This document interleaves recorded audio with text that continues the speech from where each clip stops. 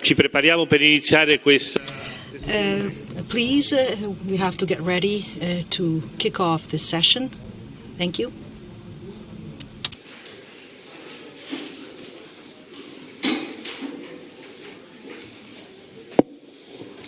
Allora, secondo. Okay, looking at our agenda today, we are now starting this Sunday session, March 20th. The title of this session is Takeaways from the Workshop: How to Shape the Transition to a New Europe. We will speak English for the most part. We have this session on takeaways from the workshops, both the workshops that were presential in physical presence and the workshops that took place online. I'll introduce a bit this session and then I give the words to the persons that are going to briefly give us information on what was worked in the workshops. So I wanted to start this brief introduction to the session making reference to what Monsignor Bohdan of the Ukrainian Greek Catholic Church said yesterday in his moving testimony and his moving appeal. At the end of his speech, he said that New Europe was possibly arising from this unjust war, a Europe of values. And the title of these social days that we've organized is Europe Beyond the Pandemic, a New Beginning. The subtitle, European Societies in Transition, a Christian Contribution towards Solidarity and Social Justice. So, a new beginning. The history of these, of the social days till this one. The first social days took place in October 2009 in Gdańsk, in Poland, Gdańsk. The title of those social days, 2009, was Solidarity, the Challenge for Europe. Human rights, the family, the economy, EU politics, and the environment. Those first social days were organized by Commentaries. The second edition took place in Madrid, Spain, in September 2014, with the title The Christian Faith and the Future of Europe. And this edition was co-organized by Commentaries, CCEE, and also the Archbishop of Madrid. The Church of Madrid helped and collaborated. For these third social days, third European Catholic social days, it's good to know the history of their preparation. We started preparing them in October 2019. We identified together the two teams of Commentaries, the team of CCEE, and also the Slovak Bishops' Conference. We identified three themes that were important, three changes that were taking place in our European societies. Three transitions: the demographic transition, the digital transition, and the ecological transition. These changes were challenges for us, and we thought to organize these days around these three big transitions that are taking place. But then, what happened? As we know, in March 2020, the COVID pandemic started in a strong way also in Europe. And this obviously has brought new issues, new changes, new challenges. And then now we have, from the 24th of February, this war, this unjust war, this aggression taking place in Ukraine. I think another thing that is important for Slovakia took place in this time as well. That wasn't either expected, and this was the visit of the Pope to Slovakia in September 2021, so last September. So, when we started preparing these days, obviously we didn't know how they were going to take place. With the COVID, everything sort of changed. We had to postpone because the idea was to celebrate it around the feast of St. Martin. But then things were complicated. There was the Budapest Greater Congress, so we decided to do them in March this year, hoping that the pandemic would have been over. But unfortunately, it's not. And till the last moment, we didn't know if we were going to have the social days celebrated mainly online, with physical presence, with hybrid format. So I think it's really, and we have to thank God, thank the organizers, thank all the people that have worked on this, that we have managed to have these social days here today, having a good presence of persons. I think for many of us, this is the big gathering, the first big gathering after the COVID-19 pandemic. So now I want to present this session of today. The idea of this social days, when we structured them, was to have most of the work done in the working groups. We thought that it was important to work together, to speak together, to listen to each other, to do what is a synodal path, a synodal experience.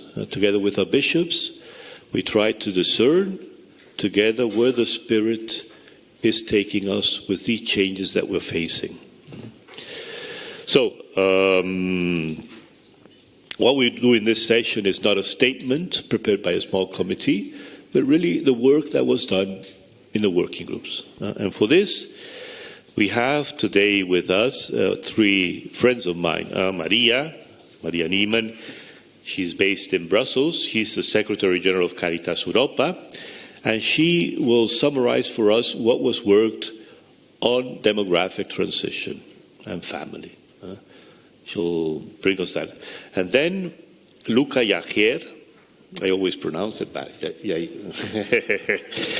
Yajer is also a friend of mine. He's been former president of the European Economic and Social Committee, and he will bring to us the conclusions, what was worked in the groups on the digital transition. And finally, Josiane Gauthier, Secretary General of CITSE, she will give us a summary of the work done on ecological transition. So I leave the floor to them. So the first that is going to speak is Maria Niemann.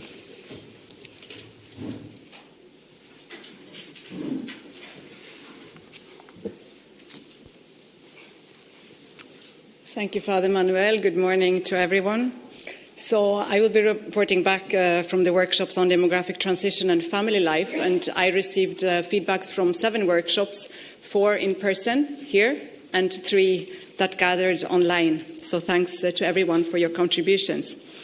And starting with a couple of words from St. John Paul II, from the family in the modern world, because I thought it sums up quite nicely our conversations in the different groups. Insofar as it is a small-scale church, the Christian family is called upon, like the large-scale church, to be a sign of unity for the world, and in this way to exercise its prophetic role by bearing witness to the kingdom and peace of Christ, towards which the whole world is journeying. Christian families can do this through their educational activity, that is to say, by presenting to their children a model of life based on the values of truth, freedom, justice, and love, both through active and responsible involvement in the authentically human growth of society and its institutions. So I think that quote reflects quite well some of the conversations that took place in the workshops, and where we also discussed what concrete steps can be taken at the European, national, and individual level to promote families as places of essential growth, as schools of faith and of joy. And there was a sense in some groups that it could also be important to look at the issue of demographic change from a more holistic perspective, than was done in the presentations, since the situation globally is very different from the situation and the demographic transition that we see in Europe. We need to move away from considering demographics change as an isolated question of promoting larger families in Europe to more seriously reflecting upon the economic realities of people and the society and how to address them to ensure that our economies become sustainable and that every person can live in dignity. And we also need to consider seriously the issues of migration in this context. It was said that having many children is not a competition between continents. On the contrary, and all human beings are equal in worth and dignity. So our migration policies should also integrate the demographic dimension, and we also need to consider the environmental challenges that are very real and which raise real questions we heard from a younger generation about the responsibility for our common home, the planet, which is being stretched, and we discussed that in the third workshop. So as Christians, we have a responsibility, perhaps the strongest responsibility, to protect Mother Earth.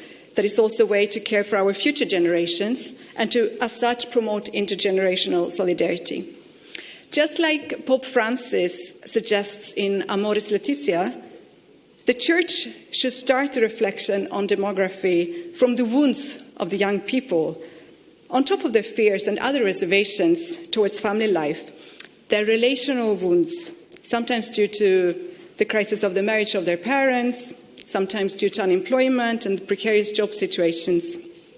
So the demographic winter, it's about three dimensions, it was said. A cultural dimension, a political dimension, and a faith dimension.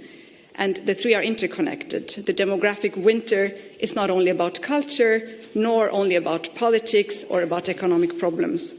So we don't want to reverse the demographic trends for the sake of numbers as such, but because we really believe that family life is a fundamental building block for our society, our communities. And when the importance of family is lost and its institutional protection decreases, then it has dramatic consequences for the society. And a fundament for personal growth and growth for our human family is then ripped away. And that's something that we cannot accept as Church. So we need to see the challenges, the difficulties, and the uncertainties in the light of faith, carefully studying them and confronting them fearlessly, as Pope Francis stressed in the conclusions of the Synod of the Family. We need to begin by sowing seeds of hope and love and faith. Education was stressed in many workshops, starting from childhood, with the family, within the family, in terms of transmission of values, and also to be there for one another as communities. And we cannot stress enough the importance of investing in youth pastoral, also involving lay people and married couples. It's essential to have spaces for encounter and sharing, for the youth to not feel alone. Faith does not impose itself. It's a very fragile flame. And it's our responsibility towards one another to keep that flame burning, that flame of faith burning, not to let it burn out, and to support the younger generation, and indeed all generations, to have the courage it needs to respond to their calling, to the voice of the Holy Spirit, without fear and with confidence, trusting that God wants us well and wants our happiness. So, here it's important for us as families to be authentic, and also to you as pastors. Are we preaching out of conviction, or is it empty words? Are we role models? We should also joyfully educate the youth on sexuality, it was said, and the beauty of the theology of the body and the joy that lies within it, it was said. Maybe the Church has to regain a bit of trust in this field, and again, involving lay people here and couples and clergy alike to bring in these messages. The importance of marriage preparations was underlined. It should really be taken seriously. And I'd like to abuse of my position as rapporteur here to also say something about supporting marriages throughout their lifelong length. That also needs to be promoted. And I think that's more important than ever when the Catholic communities become small in many countries, where we feel lonely, And it's becoming increasingly challenging to persevere in marriage, in joyful and fruitful marriage and family life. So allow for spaces for married couples to journey together, to offer mutual support to one another along the way. Personally, I'm part of teams of Our Lady, but I know that there are also many other movements. And we need to be merciful with those who fail in their marriages. Our realities are complex and very challenging, and we are church together, and we need to support one another, sinners as we are, on our journey towards the kingdom of God. It was stressed that fertility is so much more than nativity. Love is always a multiplying force. And whilst all Catholic couples shall be open to life, there are many couples that cannot have children. There are many persons who do not marry, either as a result of own discernment or involuntarily. And obviously, God is present and brings life and fertility, fertile soil in all of these life situations. In terms of concrete solutions, we need to provide enabling environments for family life. It was said at many occasions that we shall not only preach, but really act concretely. We cannot promote hope and love as vague concepts, but really show concretely what it means. As society, we need strong policies, and we need to engage in the public debate. Church can't talk about demography and natality if we are not concerned enough or involved enough in the issues of youth unemployment in Europe and the reality of precarious jobs for young people expected to become parents. We need to tackle the root causes of poverty, and we need to address inequalities and injustices. We also need to recognize that women are disproportionately affected by poverty and exclusion. In no country has women achieved economic equality with men. So let us never lose sight of that, because we need a church that works for women and men alike. We need a world and an economy that works for women and men alike. This is a prerequisite for our work on promoting families. We need dignified work and working conditions and job security and strong social protection. As church, and I think Commentaries has an important role to play here, and just as all Catholic associations, we really need to be around the table in this sense, promoting proper work-life balance, policies allowing for women and men to work, and for mothers and fathers and informal carers to be present for their children and relatives. We must have social security systems worth their name, where it's possible to live in dignity, to provide for ourselves and for our families. We need to ensure proper pension schemes, accessible, adequate and affordable health care, and provision of care, lifelong care in all stages of life, from the youngest age to the elderly people, and those at the end of life. Maybe the role of our grandparents were not sufficiently addressed in the workshops, and the need for intergenerational solidarity. Losing the links and proper encounter and dialogue with the older generation, that's dramatic for the younger generation and for the older generation. And we need sustainable housing policies. We need to work on adequate minimum wages, allowing for people to stay above the poverty line when working, to live in dignity with their families. And this is still not the case in most countries in Europe. We also have to recognize, or to be humble about the fact that church really is considered in many of our European societies today as a quite marginal voice in the discussions and not always respected. And that's sad. But there are also sometimes valid reasons for that, where church has lost its credibility to some extent in some spheres. It does not mean that we shall stay silent. On the contrary, it perhaps means that we shall more than ever speak out, because we have messages of hope and we have messages of joy that have to be heard. And we have something to offer. We have keys for solutions in our hands, and they just have to be known and to be shared and to be acted upon.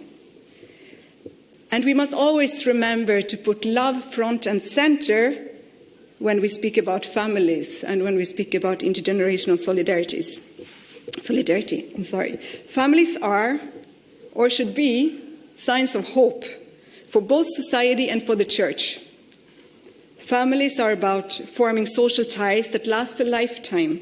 It's about taking responsibility for one another. It should be a journey of joy, so let's stay hopeful. Thank you.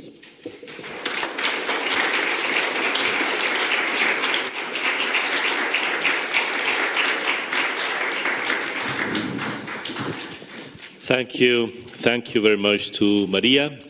She summarized for us, I think also in a very creative way, what was said on this first transition that we considered in our social days on demographic changes taking place in our societies that also affect the family. So the second person that is going to help us to take away with us what was worked in the groups, in the working groups these days, is Luca Javier. He's going to brief us on what was said, what was discussed on digital transition. Thank you so much, Father Pietro. Perhaps in the coming year you will learn that my name is Jaillet. You have to think French. So thanks so much for this opportunity, and for me it's a real pleasure and honor to be here because I was involved in the first Catholic Social Day in Dansk. I was part of the preparatory committee, and I had the honor at the time to chair also the panel that has prepared the final declaration that I read on a very rainy day on the Three Cross Place in Dansk, and it was still a memorable day. So the second subject of our conference was named Technological and Digital Transition, and I wish also to thank the 8 working groups, 5 in presence and 3 online that has feeded. But I have to say that the contribution that I have received were so large and so different that it has not been an easy task to find some common lines. So I apologize with them if I have for sure forgotten many important issues, but I try to make some sense in the short summary. First, I think that we have to be all aware, as a general consideration of introduction, that the technological and digital transition with a green transition that is mainly an energy transition coupled with a profound revision of the way we design and also conceive the life cycle of production, what we call today more and more circular economy, are completely intertwined process. We cannot separate this one. It's a sort of big change that is profoundly transform the existing capitalism and will have a systemic change that is already going on very fast. So we have a triple need today in front of this change that we cannot still observe from far, but we are already living in an acceleration. That is the need to understand, the need to govern, and the need to feed with ethics and the sense of engagement in new step of our humanity and future. And the first step of this is there is a huge need to raise the level of awareness on what is happening in this complex and systemic change. I have summarized in 9 different aspects of this change, also taking on board the different comments of the working groups. The first is the economical and industrial change. Concerning energy, tech, digital, AI, cloud, big data, this will be at the very end the business of today and of tomorrow. With a huge difference with the past of our industrial and capitalistic system, and the big difference is the fact that you cannot have a say or have a role, or you even risk to disappear as a continent, as a society, where you do not regain also a crucial sovereignty in the research, innovation and production. That has not been the case in other fields of our capitalistic recent period of our Europe and of our world. The difference with the previous circle is so that Europe has strongly decided to build a new so-called industrial strategic autonomy or sovereignty that will concern completely either the value chain but also the supply chain, thanks to the raw material, to the semiconductor, to the microchip, but also to the neon, where Ukraine is the first exporter worldwide.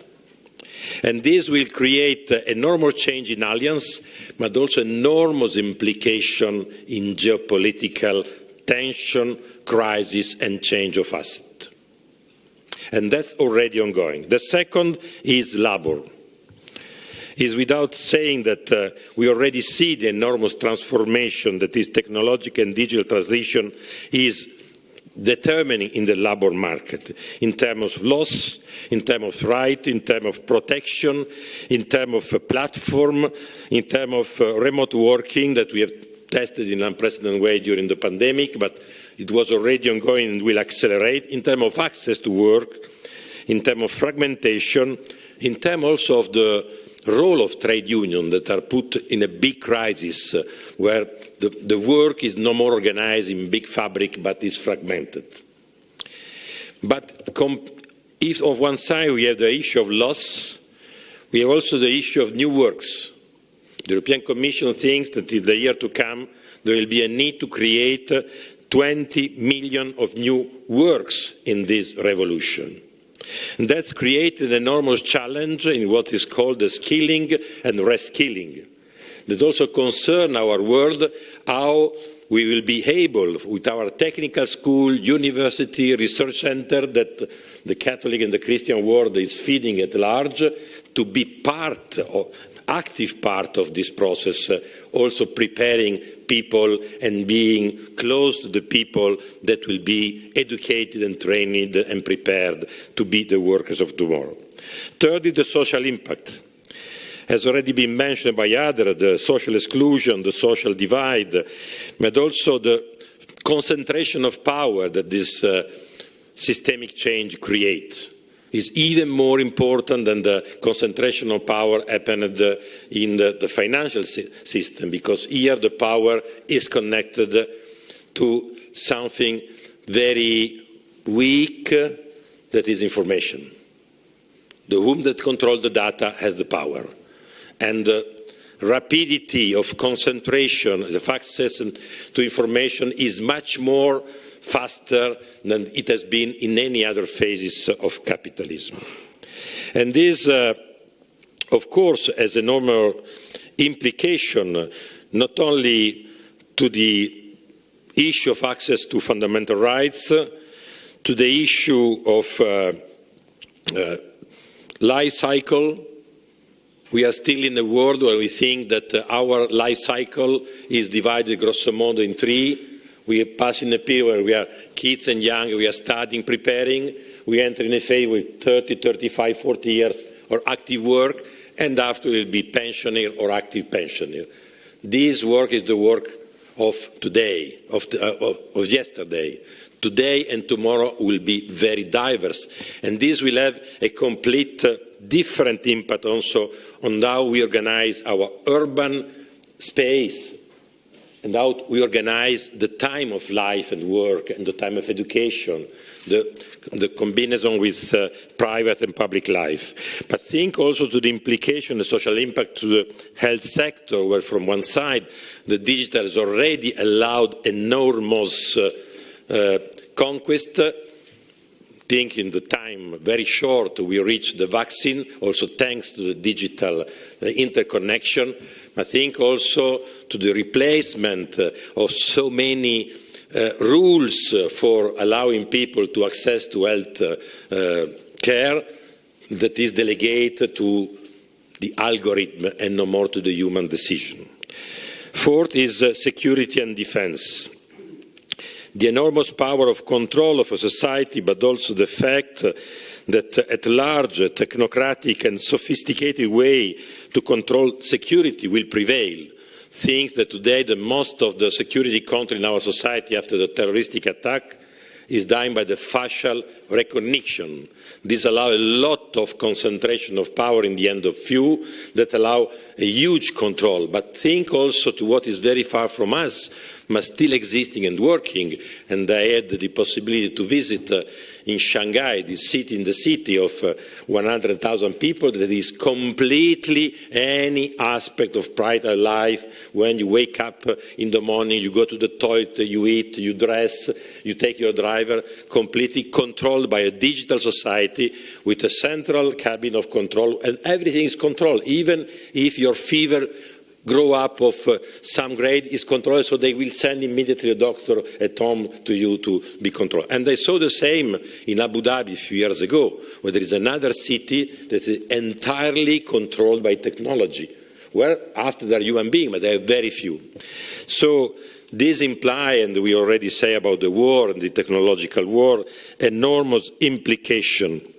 And so this will have huge impact in this respect. The information, we have said a lot about information, but is it not only the way of the problem of fake news and the general access to what is true or false? When I was young, in my library at home, there were 3 encyclopedias, where we were used to go and to look for knowing something. And we know how the encyclopedia are prepared by so many experts. Today, my son is using Wikipedia, bloggers, or YouTuber to get information. So this changed radically, but changed also the way of constructed the narrative, constructed the mindset, being trapped in bubble, being trapped in polarization, and also the enormous growing possibility of social control or moving also public opinion through this diverse way of vehiculated information. 6th is participation democracy. We already tested the growing problem of having militant in association, in parish, but also in political parties. And we also see new form of creating action in public, some very positive, how many campaigns have succeeded to change, also thanks to the new instrument of digital technology, but also how many political movements can be created from nothing and impose totally another issue. Just as an example, but I think we all have so many in mind that they quote my country. There is a leader of a political party in my country that when he grew up his political forces, he has created a strong communication and social media action. And this machine was called the Beast. And his role was exactly to polarize, to create extremism in the debate and to put all what can divide, to use this division to grow up in power. The Beast. So even in the imaginary is very clear how it is used. And this Beast was created under suggestion of Steve Bannon, that was previously the main advisor on Trump, with the money coming from Russia. So we see how also this is polluting or putting toxic in our democracy. 7th, and that has been very much discussed, is the anthropological dimension that concerns so many issues, from the pluridimension of human being to the growing of a new parallel virtual life. Without thinking to the future to enter in Matrix or Metaversus, where we are already very close, but we already have this virtual life that prevail, at least in the amount of time that we all are spending in the virtual world instead of the concrete world. And this also implies enormous challenges and demand for ethics. 8 is education. Not only the huge challenges in general for disconnecting, for coming out from the singular bubble, but also to give instruments to act as protagonists in this new world. And also how to be able to be active with school, university, in preparing the society of tomorrow that will be very diverse from what we have tested until now. And the ninth is regulation, that has been quoted by many. But first of all, we have to acknowledge that we have already two major systems of regulation in the world.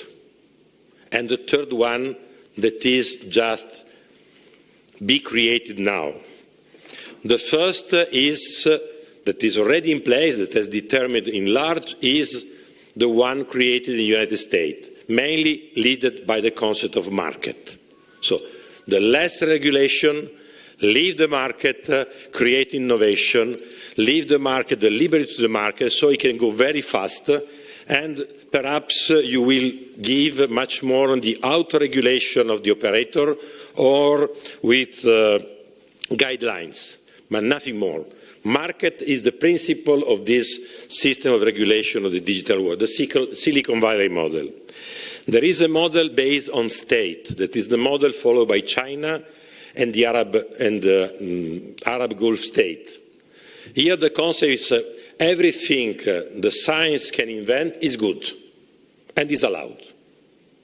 The only limit is that the process and the output is managed by the state, being China government or Gulf state. And this will not put ethics in the center of the reflection of guidelines. So the guidelines are procedure to guarantee that the state can, in any case, have the control of the end of the process.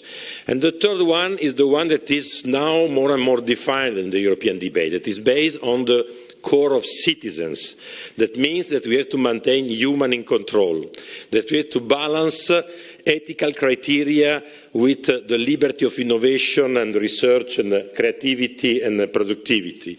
And this implies that we cannot go so fast in the innovation and the productivity because we have to balance, but we have also to work on many and complex issues to find the balance between what and how far regulation should go and what has to be left to the auto-regulation. And this is the way Europe is in, and I think that the risk that Europe takes to over-regulate is better than not regulate. But we have to know, as a recent book just published today, I cannot translate for you the Italian title because it's Tassidermia giuridica e reincarnazione. It's very challenging by a jurist that has been a past member of the parliament. And here they said the challenge for the jurist is the juridic conceptualization is not going so fast as the technocratic conceptualization. So either jurists to import and to transform in juridic element and concept what is completely coming from another field, and so you create disruption or false regulation. So there is a big challenge for all this. 9 direction, and I go to the conclusion. The risk in all of this is to get lost or to become so afraid of these huge challenges and changes that then we are looking for a sort of castle or Turiseburna where to protect our system of value, or how to find a way to be engaged with all the risk in such open processes, being a sort of yeast of a common research, a complex common research with many others. If we choose with this last direction that, from my point of view, is the one to be chosen, we need a sort of boussole how to engage in this. I found this boussole in a short phrase that was in one of the report. It was, should this digital change be a new renaissance? And I had to remember that renaissance was a process led by 4 dimensions. The first was a positive and enthusiastic trust in the capacity of technological innovation. Leonardo is the champion of this positive approach. But this was coupled with a second dimension that was a strong conviction that the classical culture has a say, has to be connected very strongly. And again, Leonardo was the point of synthesis of this two dimension. Classical culture and a positive approach, a curiosity about innovation. But all this should have been closed in Florence and in Tuscany without the help of the main player of civil society at the time. They were the banker and the merchant. That has not only disseminated, but has created a process of appropriation and contamination in other countries that has created a very dynamic process. And the fourth was the role of the local government in creating what we should call today regulation, decide what should have been used of this process of innovation for the wealth of their citizens. They were the responsibility to govern. That leads to me to think also to the criteria that what is still today the point of reference of all the architects, that is the Roman architect Vitruvio. And Vitruvio used to say that for an architect, he has to always have in mind that when you design something, you are creating the rule for the space where people live and have interconnection, create their relation. So having this in mind is three criteria for an architect where that everything you do should respect the criteria of beautiful,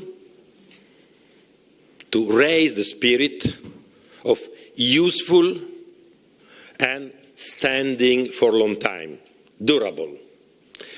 And I think on this, and they really conclude that what the Commission has just launched a year ago, thinking that this transition needs to enter in the life of people and being appropriated and create a dynamic of transformation that is the new European Bauhaus. It's the first time that an institution launched also a cultural approach to transformation. And they say that that's to be led by three criteria, that is beauty, inclusion, and sustainability. So I do think that with this boussole we can enter and take the risk of this new world to be built in this technological and digital change. Thank you. Thank you.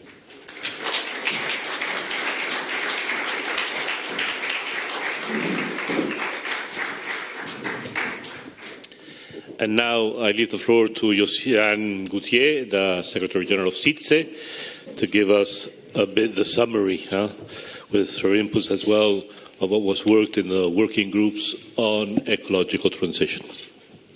Thank you. So I'm coming last. It's not easy because the reports came in until in the middle of the night.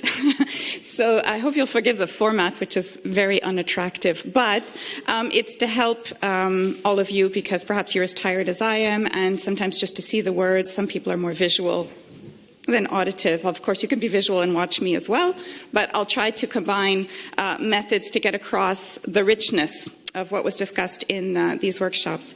The first thing, I sort of broke it up into three segments. One is the general commentaries that I received from in the different reports. I went through all of them. Thank you so much for that, for the people who took the notes and the moderators. And also then I put together what I thought were challenges, things that were being raised as questions, because we didn't have answers to everything, of course. We were raising questions and sharing also where we are troubled, where we are called, where we find it difficult. And then the third grouping of ideas turned around, what can we do? So you see there's a little bit of influence of See, Judge, Act through that. But anyway, it's there, and you can take it in the form that pleases you most. In terms of the general comments, I think the first thing I want to say is that everybody in all of the workshops, and perhaps because it was the third of a series, and with the same group of people, talked about the quality of the interventions, of course, the quality of all the interventions that they had heard, because it was a cumulative process for everybody to be listening, and the interconnection between all the different interventions, the different keynote speakers, the expertise that was shared, the testimonies, not just on ecological transition, but on the previous keynotes that they had heard, and the connection between the issues. So that was very appreciated. What was also raised right from the start in all the groups was the connection between the social and ecological transition. Of course, the digital as well, but it was particularly strong between the social and ecological dimensions of this. One of the examples in the digital transition reference, which we did in the ecological discussions, was about where we source the materials for this transition, the digital transition. So there right away there's a connection with the ecological crisis and the questions we have. Then there was also about how we live, our lifestyles, also connected across the three workshops. What are the choices we're making? The type of good living we want, what is that? What are we looking for? And where are we striving towards? So this was also present throughout the different workshops, and this was addressed and mentioned by everybody. And that we can address all of these questions in an integral way, that we need to address these questions in an integral way. We cannot take them in isolation. We need to look at them all together.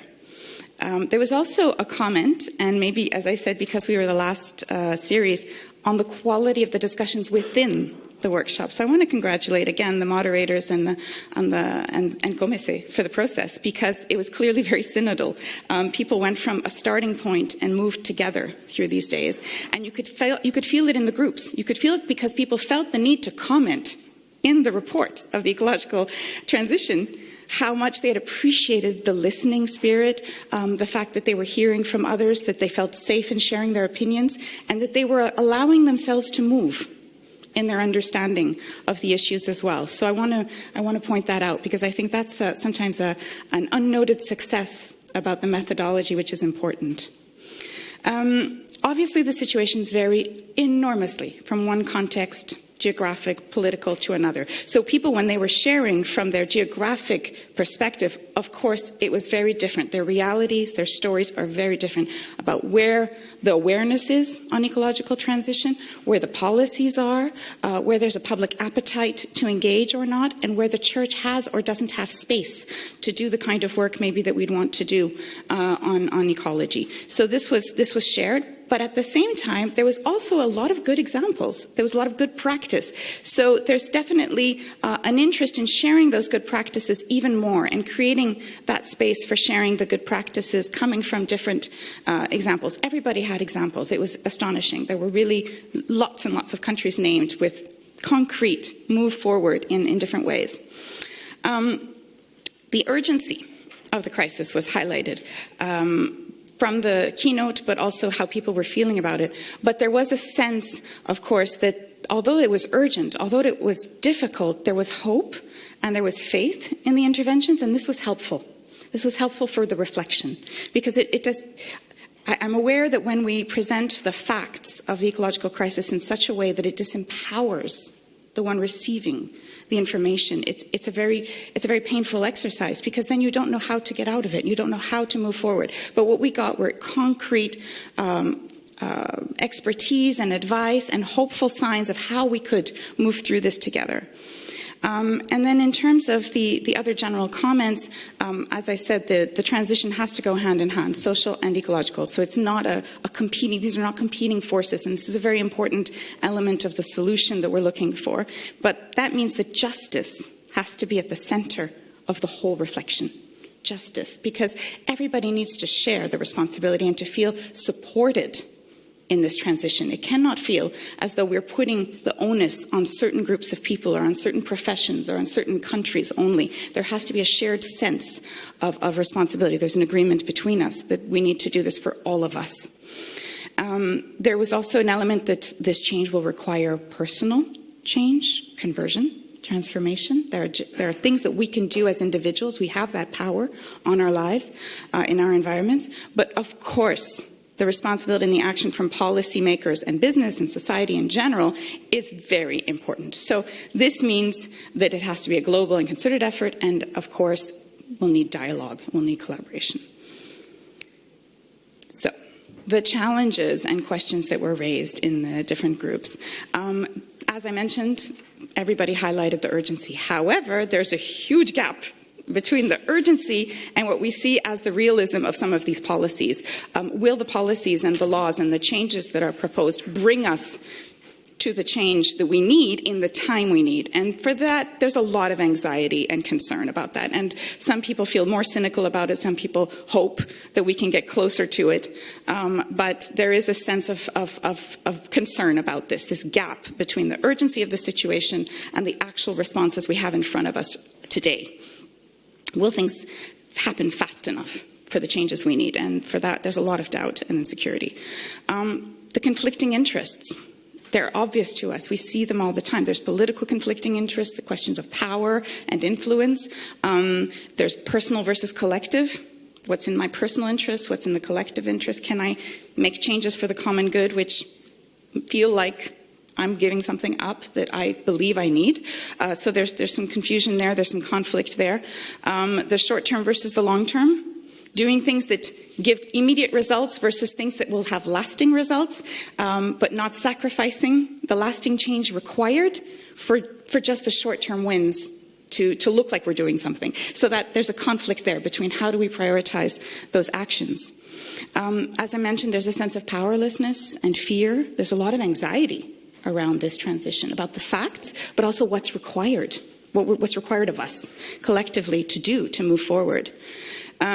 There was also a lot of discussion about rich, wealthier countries. Of course, we're having a conversation here, European days, so we're at that place where a lot of the wealth is in the world, and we live well and we have good conditions. And I come from North America, so I get it. It's the same problem, the overconsumption, the energy use. You know, we act as though there's no tomorrow. We have all the energy we want. But there's a cost to this. There's a human cost. There's an ecological cost. Who's paying for it really? And how do we reverse that? How do we create justice in that? How do we repay, in a sense, this injustice? How do we rebalance things? And this is a big question, and it's a challenge. Then we have to say, do we sacrifice? Do we pay our part? Do we reduce? And there was discussion around sacrifice. It came up a lot, the word, and I think this is very interesting. This is a personal comment because I think that this is something that this is language we use in our own environments, but it's not something that's going to help us communicate with the outside world. Sacrifice. I think we'll have to think of a way to speak about things in another way, to understand less as a giving up, but as a sharing. And so, how can we find that shift in concepts? There was also the question of climate migration. This is also a worrying issue. This is a reality. It's going to keep happening. How are we going to respond?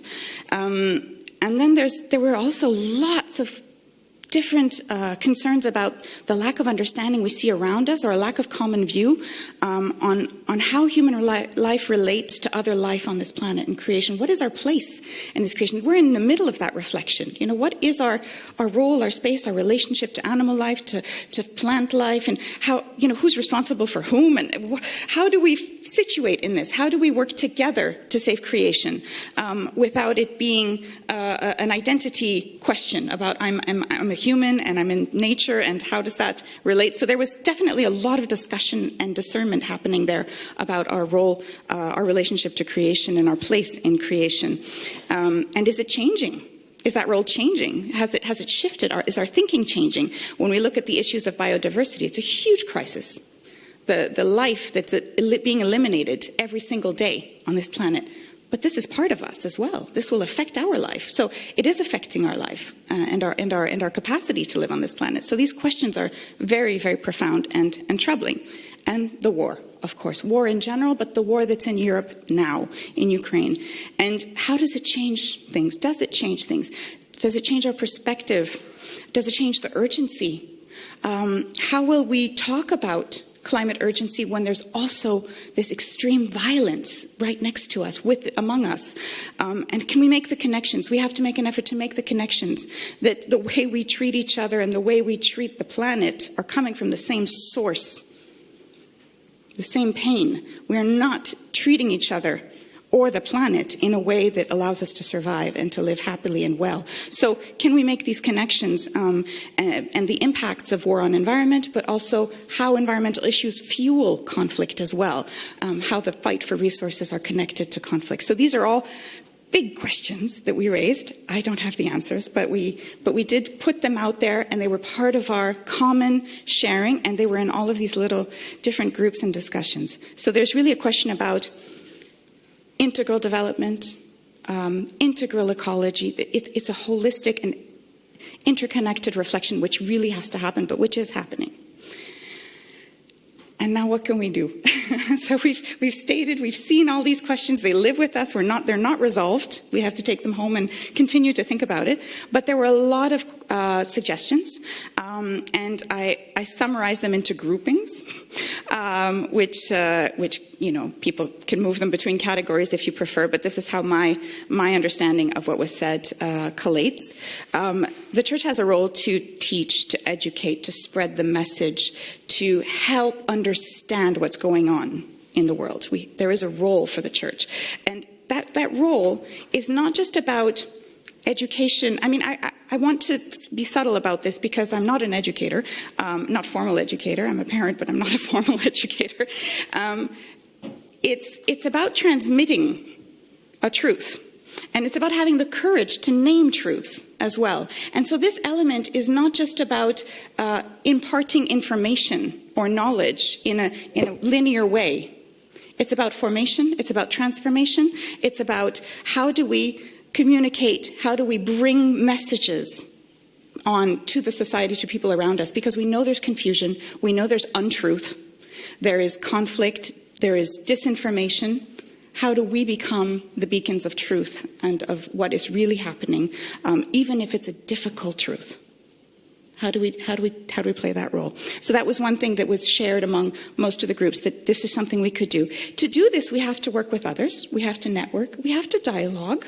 We have to be in conversations that are not always comfortable, perhaps. We have to challenge ourselves outside of our comfort zones to reach out and to challenge things as they come. And there's the science. You know, we heard a lot of scientists speak in these last days, and this is part of we talked about the encyclopedia, about these checked facts, you know, like there has to be a respect for the art of science and of research, and we have to value that as well as church. We have to be able to play a role to value the quality of information people are receiving.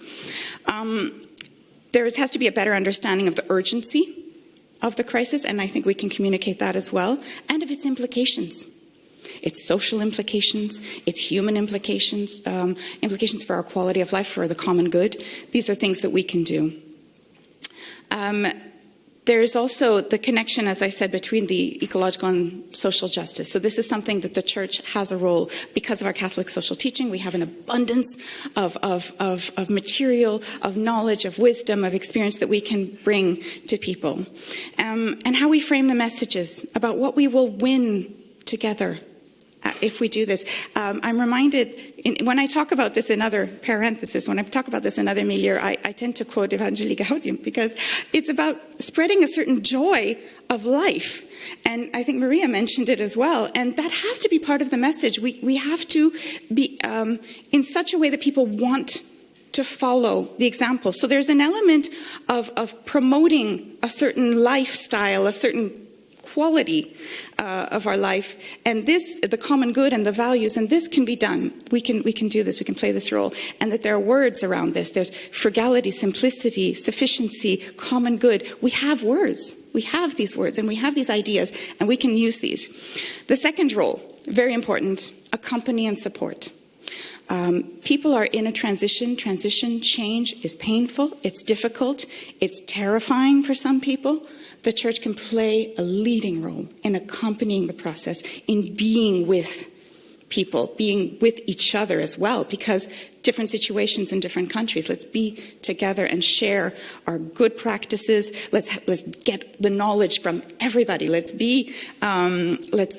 hear every voice and include those voices and those stories to bring better knowledge and to be together and to support each other. And one or two workshops, groups actually talked about the importance that we have the courage to change when we do it for love. It's much harder to change out of fear. We do it, It's not usually a lasting change, and it's usually a certain violation of ourselves when we change out of fear. Even our bodies constrict. But when we do it for others, for the love of the next generations, of other countries, of our brothers and sisters, of the future, of the planet, then we are suddenly extremely courageous, and we are capable of doing great things. So can we pool into that message as well of accompaniment? And that this is a personal journey of change, as we said. There's an element of personal conversion, but it's also about transforming our society and creating something new together. So let's be the accompanying force in that. Connected to that is being prophetic. A few testimonies where, we have good stories to share around the world. We need to make them visible. Let's be that good example. Let's model the change, the transformation, the transition, the conversion we want to see out there with a lot of good examples. And let's be inspired by each other and by that inner strength.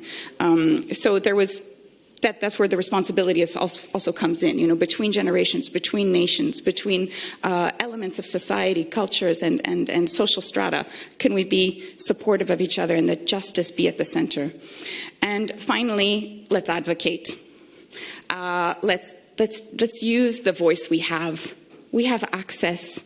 We have influence. Let's use our voice to promote these ideas, to push for changes in policy. And then there were lots of good examples of policy changes that the church can support, policy coherence, about agriculture, about food systems, about energy, about divesting from fossil and war, supporting economies. All of these things, the economy of France. There are a lot of good initiatives. Let's push for the promotion of these good examples and push for the policy coherence. And finally, there was a suggestion that maybe this group here, but the church maybe at large, needs one more concrete action, something visible, something that can be put forward. So I leave that up to you. I don't know what that is, but a symbol of the commitment taken for this transition, this change. And then these were these keywords that, for me, I wanted to just put back up there because they were present throughout the discussions, which was about justice, responsibility, love, sacrifice, the good life, common good, and solidarity. Thank you.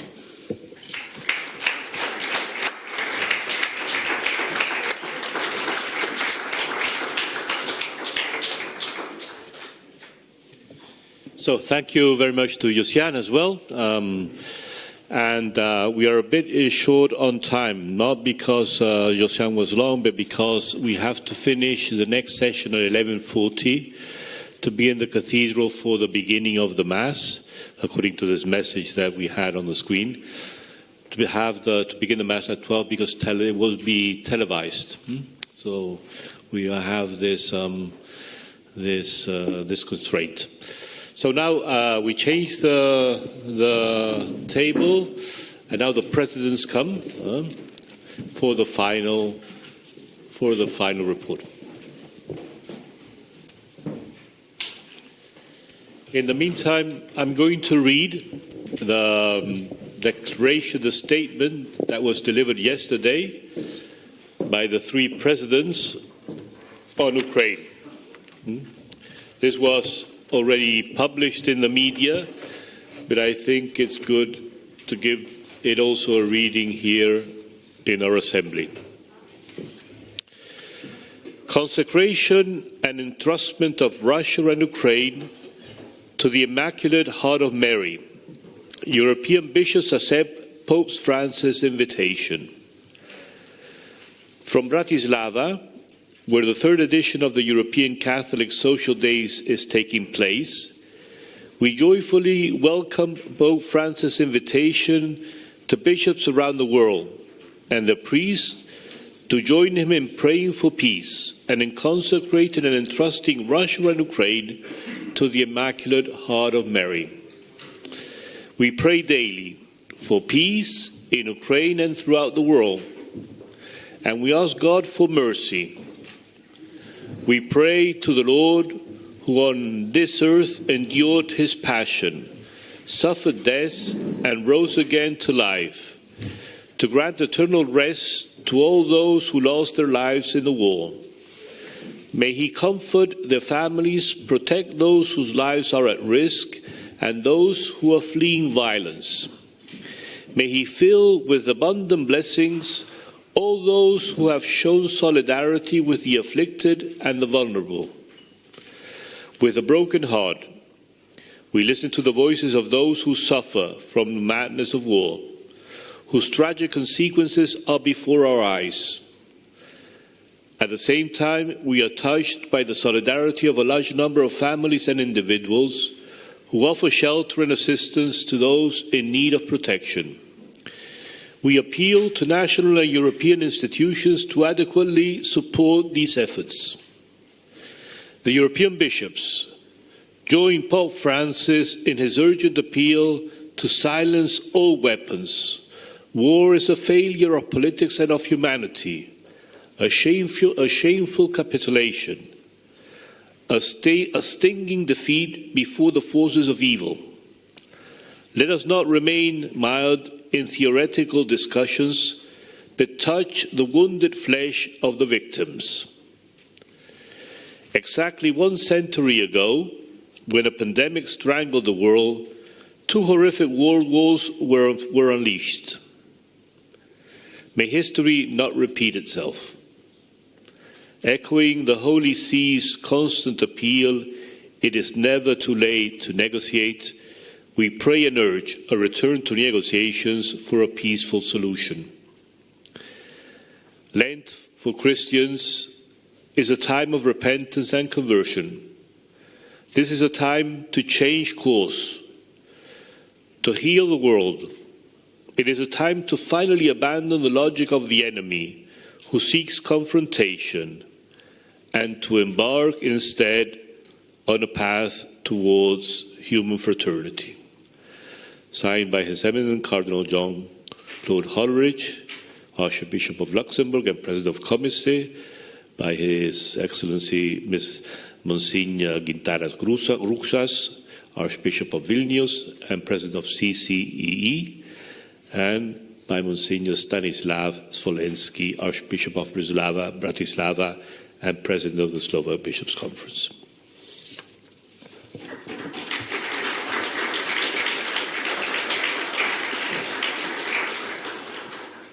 So now we pass to this concluding session today, and I leave the floor immediately to His Excellence Monsignor Stanislav Svolensky for his final remarks.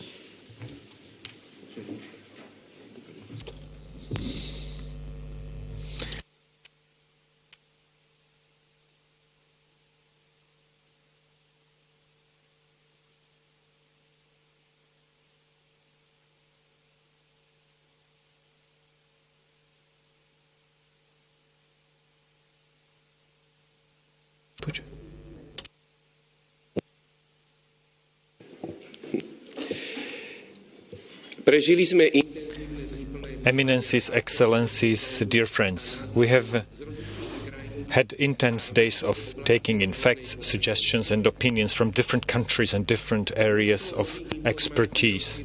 The wealth of new information has broadened our perspective and opened up the opportunity for new ways of thinking. I would dare to say that these days have again showed us the meaning of an international meeting that, against the backdrop of challenges we all face, brings people together to one place to listen and to talk. Of course, there are many issues that were discussed here in the context of demographic changes and family life, in the context of technological and digital changes, as well as in the context of ecological transformation. Many of these issues have been long perceived and acknowledged, but this event has enabled us to see them in a new, much broader context, and to hear our brothers and sisters from different parts of Europe, how they deal with all these challenges, and to learn about the trends, new trends, is very precious for us. For my part, I would like to say that I am very happy to see how young generation is reflecting on how to put the gospel and the social teachings of the Church based on how they put it into practice, how it is presenting, how new projects are presented, and people are brought together across society.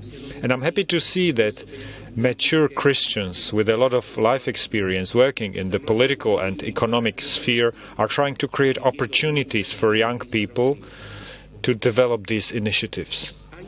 I also perceive, as it was said during the lectures, that we are facing a shift of paradigm when the elderly have to learn something from the younger, especially in the field of technological and digital change.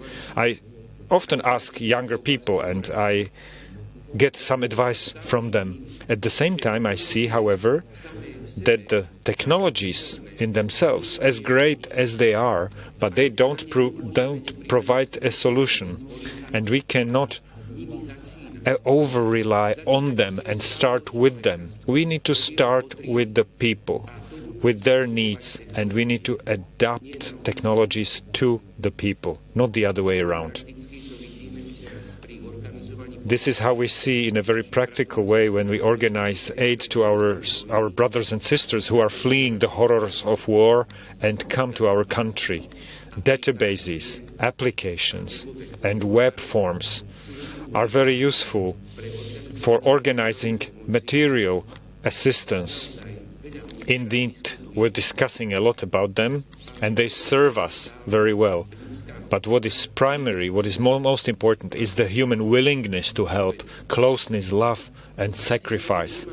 In practice, we clearly see how the values of the family can be relied on, how important these values are, and in the face of the consequences of war, we can see that the fruit of Christian solidarity, subsidiarity, and social justice is not diminishing in importance. On the contrary, it still needs to be cultivated. Moreover, in contrast to the times in which I grew up, solidarity, subsidiarity, and social justice need to be developed not only in the physical world, but also in the digital one. European Catholic Social Days in Bratislava, due to the circumstances, have shown us that these two words can be brought together thanks to people's skills, also in the preparation of our event, which was held not only with the physical presence of many people here in this hall, but also with the presence of many others via internet. Thank you for your presence. Thank you for your interest. Thank you for your suggestions and discussions. And let me thank very warmly to our partners in the preparation of this event, COMESA and CCEE, and I want to extend my gratitude from all the organizers, including the Secretariat of the Bishops' Conference of Slovakia. Thank you to all of you who made this enriching conference possible. Thank you for the trust that you have placed to Slovakia and Bratislava. And thank you for your work. We look forward, of course, to further cooperation and further meetings for the common good. May the Lord bless you. Thank you for your attention.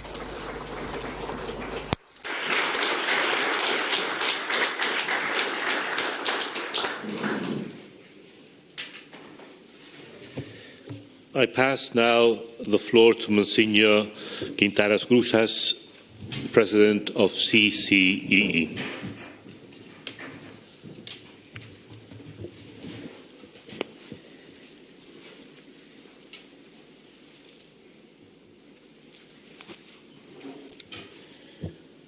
At these third European Catholic Social Days in Bratislava, on the theme Europe Beyond the Pandemic, A New Beginning, we address the significance of the transition taking place throughout the European societies, seeking above all to express the value of solidarity and social justice as a specific Christian contribution. This meeting has taken place as the whole Church walks the path of synodality, as a way of rediscovering our sense of being church and of living and professing our faith with joy and courage, committing ourselves to become neighbors of the brothers and sisters we find on the road of our lives. These days have been a form of synodal work for us, which we will joyfully share with our respective ecclesiastical communities.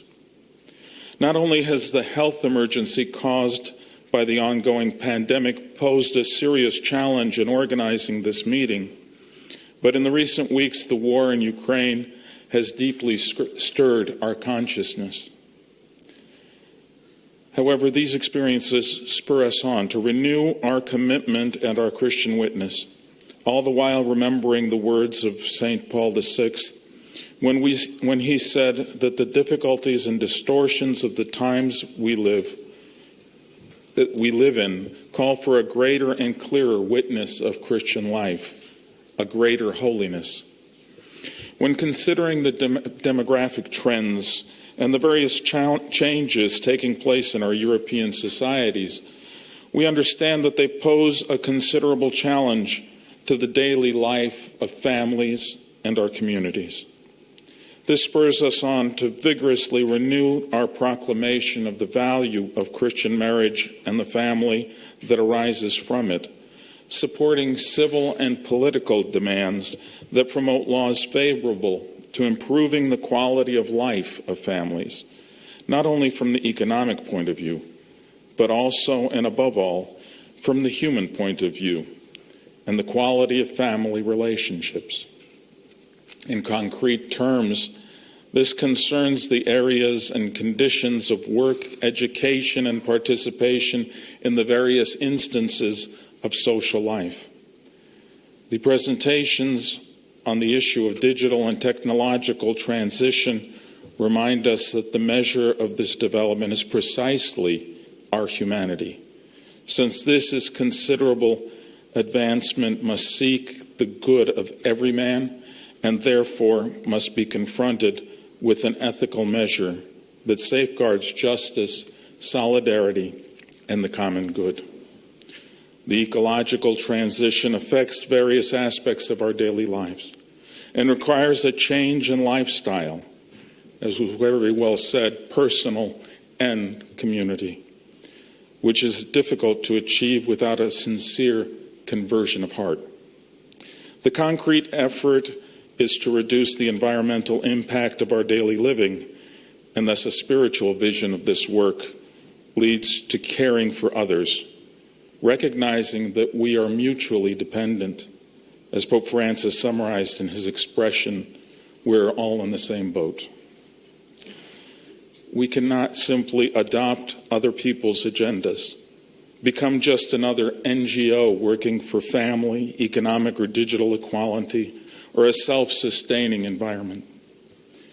We cannot let ourselves become merely an instrument of governmental programs seeking to accomplish, albeit virtual, goals. The moment that we lose our identity as church, the people of God, on its journey to a heavenly kingdom, we have lost everything. Even if we manage to save humanity and the planet we now call our home.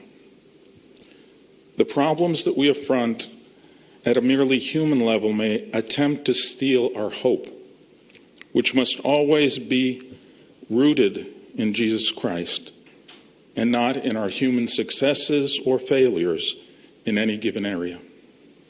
All these issues must be addressed together, since they all arise from our relationship to God, and it is from this perspective that we must work for justice, peace, solidarity, and fraternity with our brothers and sisters in the family of humanity.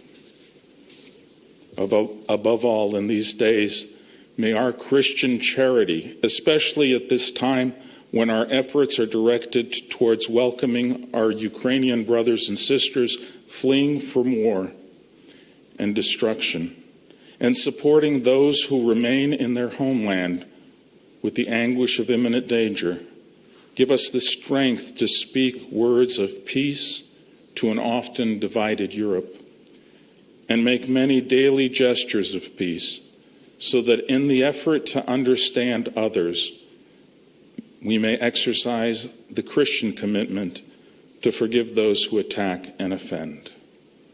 My thanks to everyone who participated, who organized this meeting, and may God's blessing lead us to implement that which we have discussed.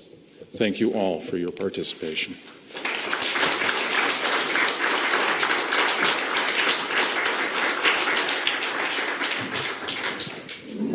And now the floor goes to His Eminence Cardinal Jean-Claude Hollerich, President of the Commission of the Bishops' Conference of the EU, President of Commentaries.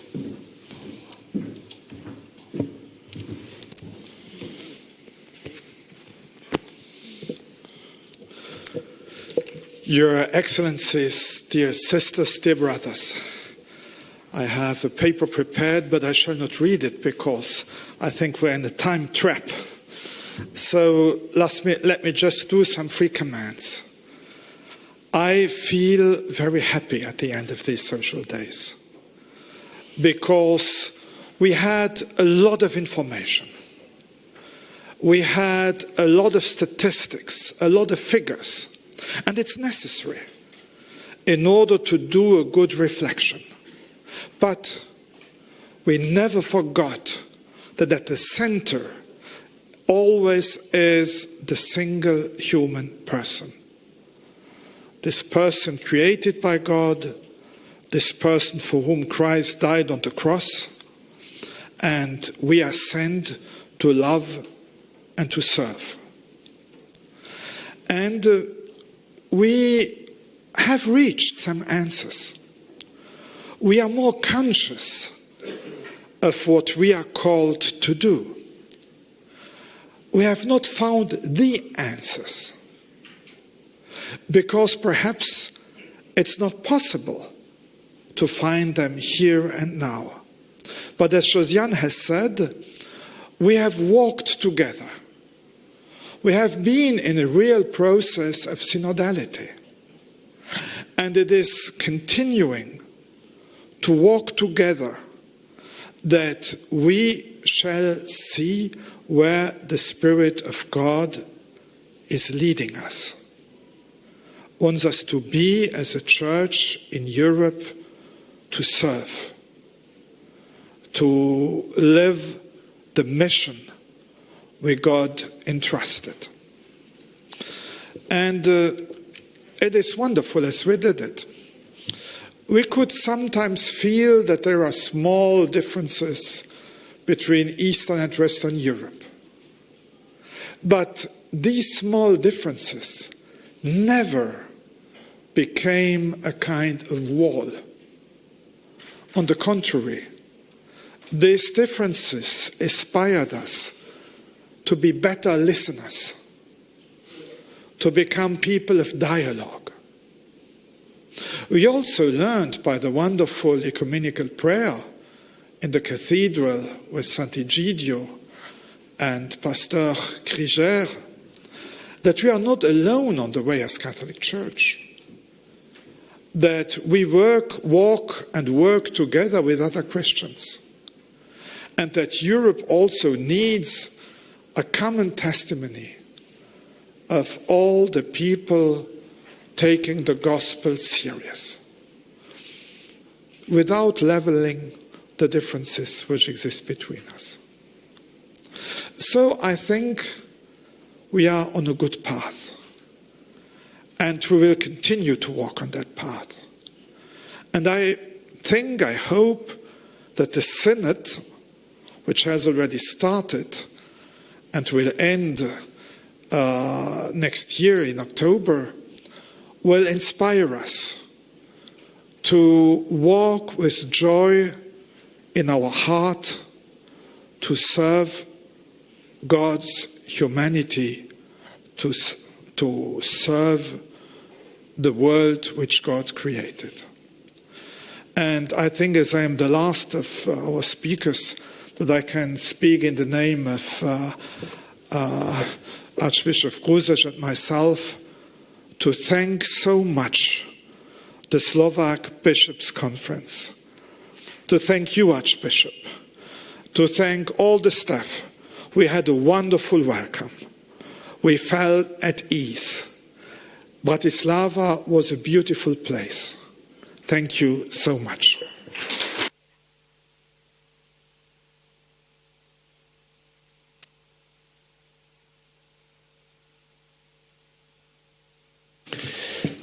Two small technical things to conclude this session. All is going to be available for us. These have been intense days and a lot of ideas have come forth, difficult to digest them all. So all the materials are going to be available in the website of the social days. That means the homilies, the speeches, the recordings, the photos. So this is going to be for us a material to continue to work in our groups, in our bishops' conferences, in Commentaries, in CC. And the next technical news I want to give is that we've thought between the teams, and we want going to try to celebrate the next European Catholic Social Days in 2027, 5 years from now. This was the idea initially. The first social days were celebrated in 2009, the following ones in 2014, and because of the COVID, we've lost 2 years.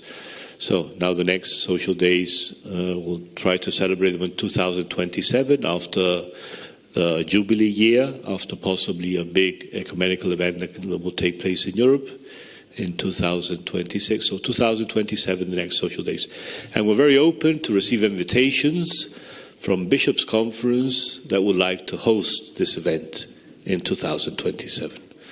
So you can contact Father Martin, you can contact the Secretary of CC or the Secretary of Commentaries, and we'll work on this.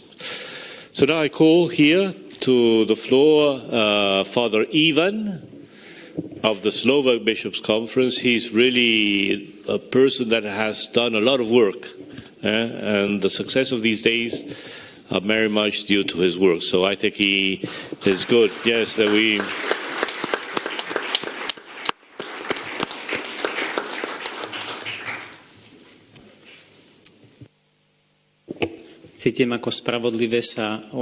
I feel to share this gratitude. I'd like to also invite Father Martin Michalicek, CCE Secretary, and I'd like to ask all colleagues from our secretariats to stand up, and then we could thank you with an applause to all of you. Our speakers,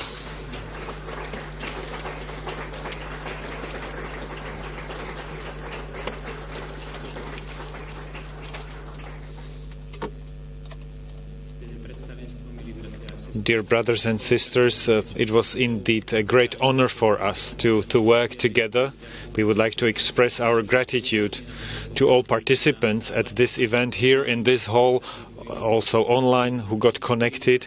Thank you to all the speakers at this podium and all of you who were working behind this podium.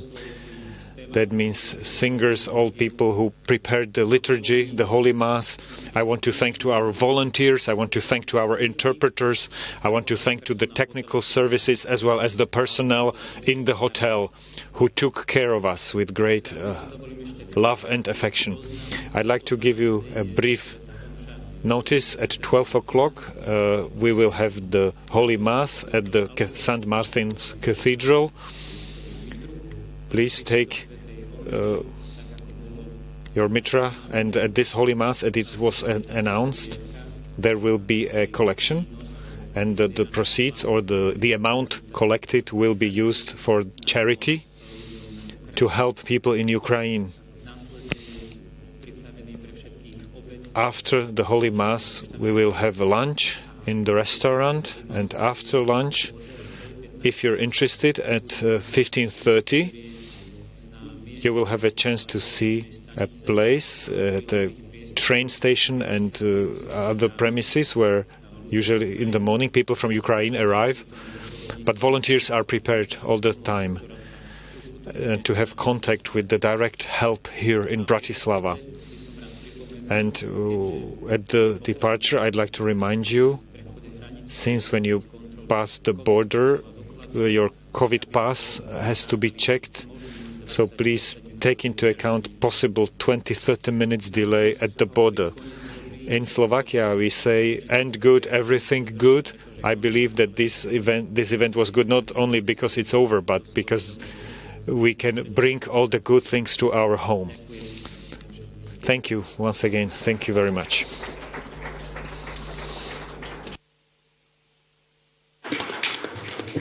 Thank you also to Father Martin. He stayed there, but he's also part of this close team that worked on these social days. Thank you to everyone, and we meet in the cathedral a bit before 12.